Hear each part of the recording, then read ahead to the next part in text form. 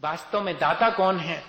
तो कहते हैं जिसे अवसर मिलने पर गदगद होकर के और विनयशील होकर कहता है कि आपकी कृपा, जो आपने अवसर दिया मुझे, मेरी कोई वस्तु स्वीकार की, इसके लिए मैं आपका हमेशा ऋणी रहूंगा। बताइए, वो ये कह रहा है। और अगर उसे अवसर नहीं मिलता तो क्या कहता है कि क्या करें, आपने तो कई बार मेरे ऊपर कृपा करना चाहिए, आप तो कई बार मेरे पास तक आए, लेकिन मेरी ही योग्यता नहीं थी जो मुझे अवसर नहीं मिल पाया। यह है वास्तव में दाता का लक्षण, यह है वास्तव में दाता के परिणाम, जिससे कि वो अपने जीवन को ऊंचा उठाता है। अमात्सरी, अलुब्धता, सब दे दूं जो भी मेरे पास है। ये तो बहुत देखा मैंने, सबके मन में ऐसी भावना तो आती है। उस समय लोभ जागृत नहीं होता, हो सकता है कि हमारे मन में लोभ जागृत भी हो सकता, देने वाली चीज के प्रति हो जाता है। कई बार दान देने के बाद भी लोभ जागृत हो जाता कि इतना नहीं देना था, थोड़ा कम दे देते अच्छा रहता, ऐसा लोभ जागृत हो सकता है। उसमें सावधानी रखने की आवश्यकता है कि लोभ जागृत ना हो, और संतोष धारण करना, जितना मिल गया, जो मिल गया उसमें संतोष रखना। इस लोक में मुझे यश मिलेगा दान देने से, ऐसी आकांक्षा नहीं रखना। परलोक में मुझे यश मिलेगा, ऐसी भी आकांक्षा नहीं रखना। बस मुझे तो दान देने का अवसर मिला, इसी में मुझे संतोष है। और सभी जीवों के प्रति क्षमा भाव धारण करना, ये चीजें हमारे भीतर आ जावें। नवदा भक्ति तो सब कर लेते हैं मेरे ख्याल से, पड़गान की प्रक्रिया करते हैं, सब जानते हैं। अंदर ले जाकर उच्चासन में बिठा देते हैं, पैर धुला देते हैं, जैसी टूटी फूटी पूजा बनती कर लेते हैं। हाँ, जैसी बनती वैसी, एज में तो कोई बात नहीं, जितनी बनती उतनी कर लेते। नहीं, मैं इसको बहुत सहज रूप से कह रहा हूं। मैं उस तरह की पूजा पसंद नहीं करता हूं कि आप बैठ गए हैं और ऐसे कि दूसरे को दिखाने के लिए कि देखा मैं कैसी पूजा करता हूं। नहीं, हो सकता है आप बिल्कुल टूटी फूटी, लेकिन भीतर की करुणा और भीतर की जो आह्लाद है वो अब अलग दिखाई देने लगता है। मुझे ध्यान आता है उस घटना का, मैं शायद पहले सुना चुका हूं। बहुत सारी चीजें आज तो मैं जितना रिकॉल कर पा रहा हूं उतना ही रिकॉल करके आपको कह रहा हूं। मुझे अगर आप अभी घंटे भर पहले देखते तो शायद मेरी स्थिति नहीं थी कि मैं यहाँ तक, मैं इसी वजह से पूरे 24 घंटे लगा रहता हूं कि मेरा जीवन का कोई वो नहीं है कि मैं किस क्षण और बैठ जाऊंगा। कोई वो नहीं, जब तक है सांसें, जब तक अपन अपना काम कर लें। मैं रास्ते में भी कहता आ रहा था कि मैं मंच पे बैठूंगा, शायद मेरे अंदर आचार्य श्री का नाम लेते ही और मैं सारी बातें कह सकूं जितना भी। मुझे वो याद आता है कि दुर्ग में और पहुंचे आचार्य श्री के साथ में ही पूरा संघ था, और मैं पहुंच गया, बहुत दूर उनका घर था, और चारों भाई हैं वो, और उनकी बहुएं हैं और उनके बेटे हैं, सब बहुत हर्ष विभोर होकर के खड़े हैं। और पड़गाने के लिए मैं पहुंच गया, बिल्कुल अननोन जगह थी और अननोन पर्सन है, और अचानक पहली दिन पहुंच गया मैं उनके यहाँ। अब वो तो हड़बड़ा गए, उनसे तो परिक्रमा डालती भी नहीं बन रही है। बामुश्किल 5 मिनट में खड़े रहा, उनके चेहरे देख करके खड़े रहा कि नहीं, इनके भाव तो बहुत निर्मल है, इसमें कोई शक नहीं है, कोई बनावटीपन नहीं है।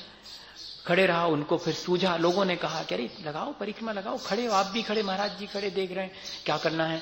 उनको समझ में नहीं आ रहा था, फिर बामुश्किल उन्हें लगाया, ऊपर लेके गए, थाली पैर वैर सब धुला करके जैसे तैसे। अब पूजा तो वो उसको धक्का दे रहा है, तुम करो, वो उसको धक्का दे रहा, वो बहू बड़ी वाली कह रही उनसे कि तुम करो। बच्चे तो सब हाथ जोड़े खड़े हैं, छोटे छोटे सब धोती पहने बढ़िया से। अब किसी को भी नहीं मालूम, उनमें से जो बड़े थे, जब उनने पूजा की थाली हाथ में ली तो मैंने देखा कि पूजा की थाली में तो ऐसी लगी हुई है, ऐसी नहीं है कि 4 ठो दाने ला करके मंदिर से द्रव्य और रख ली है और आ जाएंगे तो ठीक है, वैसे तो आज आहे ने का तैयारी करने अपन को। हाँ देखा है मैंने, मैं व्यंग नहीं कर रहा हूं, मैं सिर्फ बता रहा हूं कि अपन कहां चूक जाते हैं। देखना, जबकि रोज इतना उत्साह होना चाहिए, आना नहीं आना हमारे हाथ में नहीं। अतिथि हैं, अगर उनके आने का दिन बोर्ड पे लिखा होता तो कौन सी, फिर क्या अतिथि रह जाते। लिखा ही होता कि आज उनके यहाँ जाना, कल उनके यहाँ पर जाना, तब तो सारी प्रक्रिया ही हमारी जैन दर्शन की और समाप्त हो जाती। यही तो विशेषता है कि कब किसके यहाँ जाकर के खड़े हो जाएंगे, कब हमें अवसर मिलेगा दान का, ये कोई को नहीं मालूम। जिसके आने जाने की तिथि तय नहीं है और अपने संयम की यात्रा करता रहता है, वो अतिथि है। अब इतनी बढ़िया द्रव्य लखी रखी है लेकिन किसी से पूजा नहीं बन रही। उनमें से जो बड़े हैं उन्होंने हाथ जोड़ के कहा कि महाराज आप क्षमा करते रहना हमारी बातों को, हमसे पूजा तो खूब बनती है, लेकिन इस समय सूझ नहीं रही। हमको कुछ समझ में नहीं आ रहा कि कैसे करी जाती, कैसे नहीं करी जाती। और हम आपको सच्ची बताएं, माँ हमारी चौका लगाती, हम लोग हमेशा शामिल होते हैं। माँ तो गई हुई हैं बाहर, लेकिन वे लौट के आए, इसके पहले हमारा फर्ज था कि हम चौका लगाएं। हमने माँ की अनुपस्थिति में पहली बार चौका लगाया, इसलिए हमसे गलती तो हो सकती है। लेकिन माँ आएंगी और उनको अगर हमारे यहाँ चौका नहीं लगा तो बहुत दुख होगा कि हमारे बाद ये बच्चे क्या करेंगे, इसलिए हमने लगा लिया है। हाँ, मगर हमसे बनता नहीं है, क्योंकि अभी तक हमने उनकी हेल्प से किया है, इंडिविजुअली हमने कभी नहीं किया। आज हम इंडिविजुअली कर रहे हैं, इसलिए गलती हो सकती, इतनी सारी बातें। और फिर तो उनने कुछ भी नहीं, और पूरी थाली सबने हाथ लगाए, उदक चंदन तंदुल पुष्प गई चारु सुदीप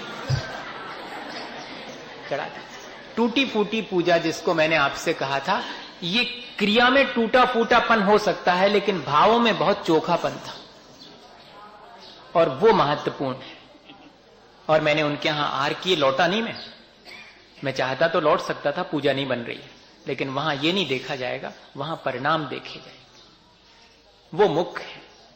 और वहां परिणाम इतने निर्मल हैं, ऐसे परिणाम हम बनाएं। और बाद में फिर उन्होंने और कहा कि ये बात तक कही हंसी हंसी में कि महाराज हमें तो आशा ही नहीं थी, हम तो सोच रहे थे कोनो ब्रह्मचारी को लुआ ले आएंगे, 1-2 दिन में माँ आ जाएंगी, लेकिन आप ही आ गए एकदम पहले ही। तो हमने ऐसा थोड़ी सोचा। हमारे मन में अगर भावनाओं की निर्मलता है तो सारे काम आसान। जिसको जितनी आकुलता उसको उतनी देर, ये मेरे जीवन का इतने वर्ष का अनुभव है।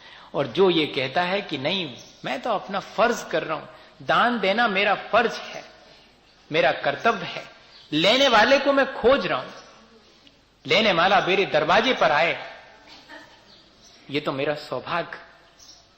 नहीं तो आदमी तो खोजते खोजते करोड़ों रुपए भी दें। अमाश्चर्य की बात आपसे करूं और बात अपनी पूरी कर दूं।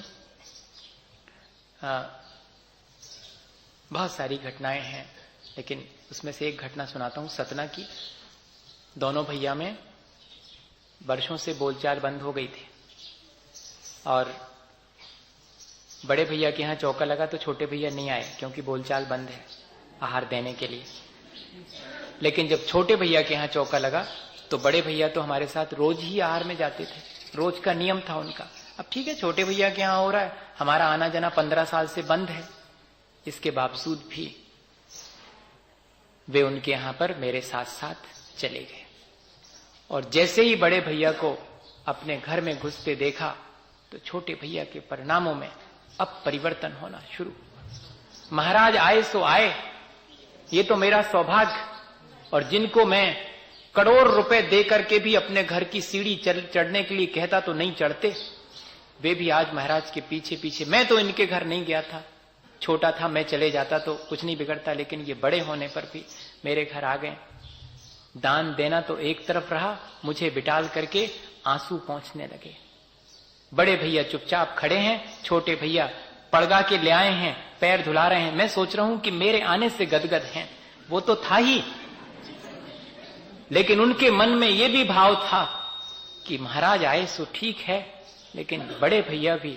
और फिर उसके बाद उनका बोलचाल कब कैसे शुरू हो गया, कुछ कहने की आवश्यकता नहीं पड़ी। मेरे से आके उन्होंने सिर्फ यही कहा कि आज तक आप जो कहते थे, आज मुझे लगता है कि ठीक है, मैं कोई मेरे घर में आपको आहार देने आए तो आज के बाद से मैं अपना सौभाग्य मानूंगा। अभी तक तो मैं ये सोचता था कि काय को दूसरे के घर में देने चले जाते हैं लोग, अब मुझे लगता है कि बहुत अच्छा है, हम किसी को अपने घर में करोड़ रुपए दे करके भी बुलाएं तो हमारे घर की सीढ़ी नहीं चढ़ेगा।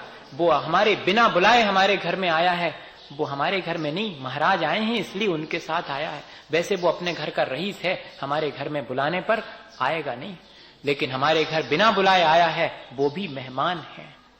उसके प्रति हमारे मन में, हम दिला पाए या न दिला पाए उससे दान आहार, लेकिन हमारे मन में उसके प्रति मात्सर्य नहीं होना चाहिए। हम अपना मन उसके प्रति अच्छा ही रहें कि आओ आओ एते तेती, ऐसा लिखा है नंदीश्वर भक्ति में, बुलाते हैं देव, आओ आओ सब आओ, इंद्र महाराज जल्दी आओ, अभिषेक करो। क्या ऐसे ही हम हम ऐसे ही भाव से भरकर नहीं कि हाँ सब आओ सब आओ, मेरे यहां पर महाराज आए हैं, मेरे को दान देने का सौभाग्य मिला है, आप सब इसमें शामिल हो। क्या ऐसे परिणाम कभी हुए अपने? को आए चाहे नहीं आए भैया, ऐसे परिणाम रखना चाहिए। मैं आपसे कहना ये चाह रहा हूं, वास्तव में दान की प्रक्रिया हमारे अपने धर्म ध्यान की प्रक्रिया है, हमारे जीवन को ऊंचा उठाने वाली प्रक्रिया है। अगर इसे हम ठीक ठीक समझ के अपने जीवन में प्रेरणा लें, अपने जीवन को अच्छा बनाएं, इसी भावना के साथ बोलिए आचार्य गुरुवर विद्यासागर महाराज।